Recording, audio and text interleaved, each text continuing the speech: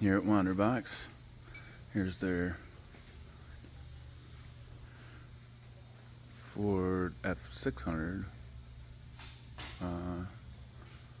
model. Here's my wonderful Unimog.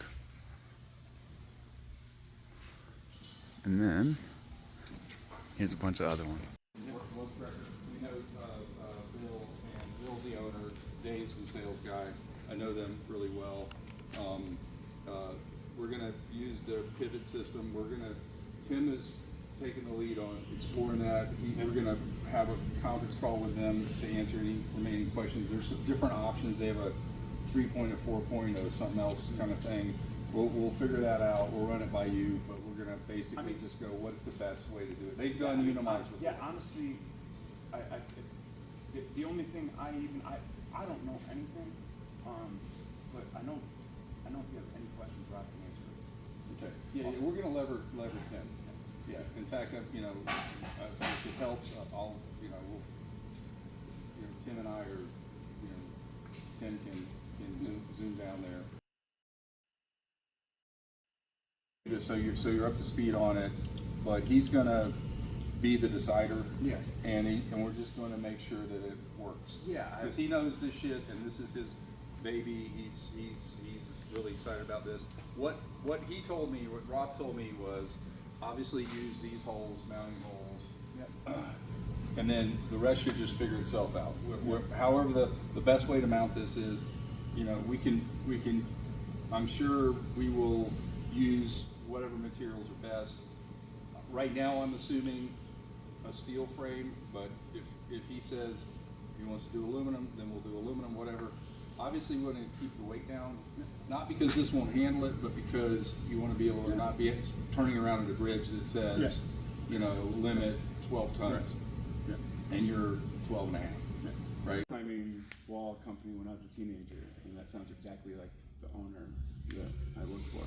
He had the largest ones in America, and he was trying to build crazy rock walls everywhere. No, like I said, I'm gonna asterisk that one only because, like I said, let's figure out what the overall, what we have spatially on the outside and all that. I don't see it being that big of a deal because, like I said, it's almost one of those things that we'd want to be able to. The biggest thing is we want to make sure it's not going to leak at those penetrations. Yes, absolutely.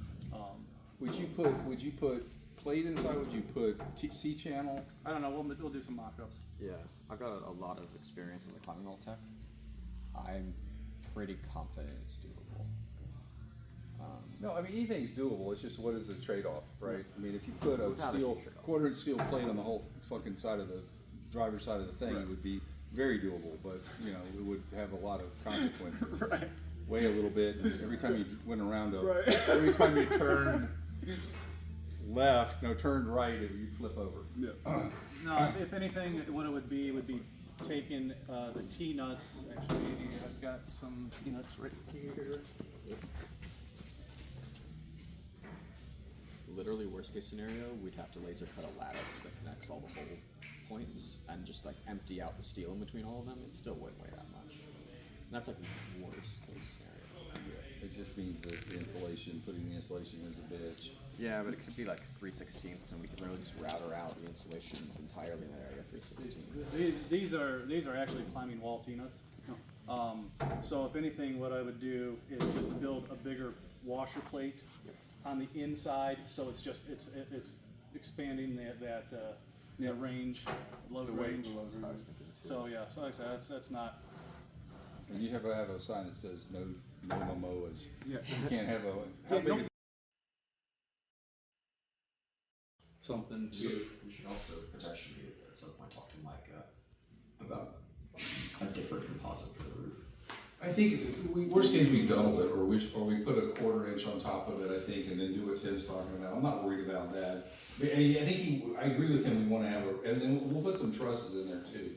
I mean, I measured the offset from the spacing that he wants to have for it to breathe, whatever breathe, the exhaust or whatever. But you know, I measured it at 17 plus. Yep. And I was thinking with that departure angle, it's gonna be 18. Yeah.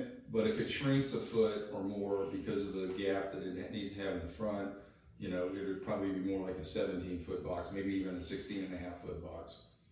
You guys are gonna be happy because you guys are used to a crowded space. So here's us walking into WanderBox. Here's the rear end of my big vehicle. And actually, this is a perfect view to talk about what I talked about with the other vehicle out there, the big Chevy. And there's a good comparison because there's one next to it right here. Do you see under this and the axles and where they're connected and how low they are? And do you see this?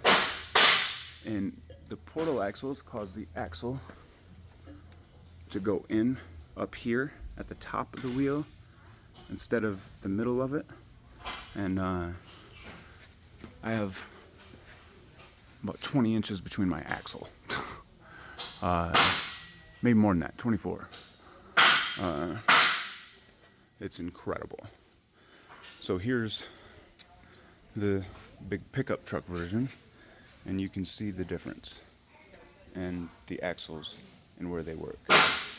And here's the difference in this. Here